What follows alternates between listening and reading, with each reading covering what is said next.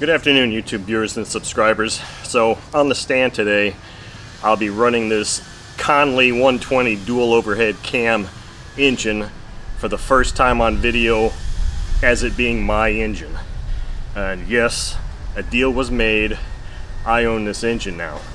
Now I say first time on video because I've run this engine several times and I've actually shot a video of it once already.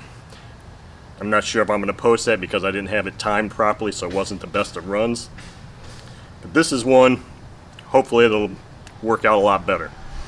So I've got a wood, I think it's a master air screw, Zinger 15610 prop, or approximately a 15.8, which is a prop that I would run on a normal 120 4-stroke engine. I've got an OSF plug installed, and I've got a pretty large tank here of a mixture of my 80/20 FAI and some S&W 12.5% nitro fuel. And it's about a 50-50 mix, so I'm going to just say it's kind of like 10%, which is the recommended fuel for this engine. So let's fire this baby up and see if she'll perform today for you all.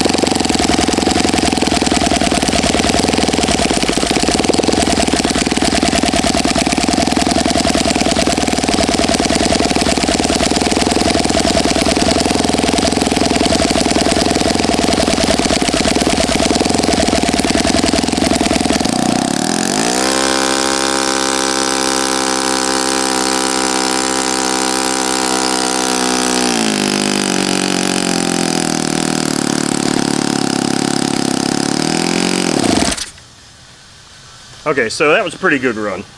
So, some things about this engine. In the manual and on the exhaust valves timing gear, there's 2 dots. There's 1 dot here, 1 dot here. And on the intake valve, or intake gear, there's only 1 dot. So you line these dots up in either a high or a low speed position. I've kind of got them so that they're kind of in the middle. So as you can see with this 15.610 prop, I was getting maybe 7,800 RPM, which is, I guess that's okay for this engine. I have read other posts that say people that ran a 14.6 were able to get like 12,000 RPM on this engine. Prior to this video, I did put a 14.6 on here, and I got like 9,600 RPM. I didn't shoot a video with that prop because I don't really like to prop 4-stroke engines to work that hard. This is an antique. Not really sure. I mean, I'm sure it's in pretty good condition, but the belt on here is used. For whatever reason, I chose to run with this prop, and I think it's a pretty good combination.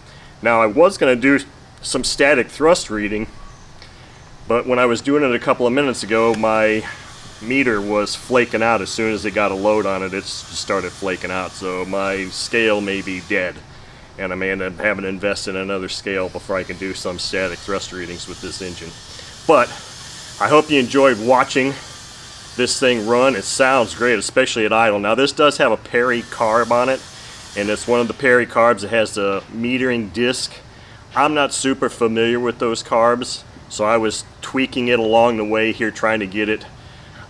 When the engine died the one time, I had the idle set, or the mixture set, too lean, and that's why it died. So I richened it up on this last segment so it was burbling at a nice low idle. That impacts the transition a little bit on this engine because it wasn't as snappy as it could have been, but it had a nice burbly sounding idle, which I like anyway. So since this engine is never going to be installed on an airplane, it's only going to fly on my stand, I'm happy with the way it's set right now, and it runs pretty good.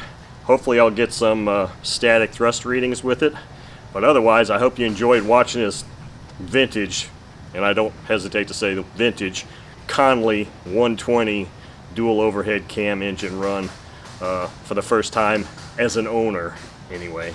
So thank you all for watching.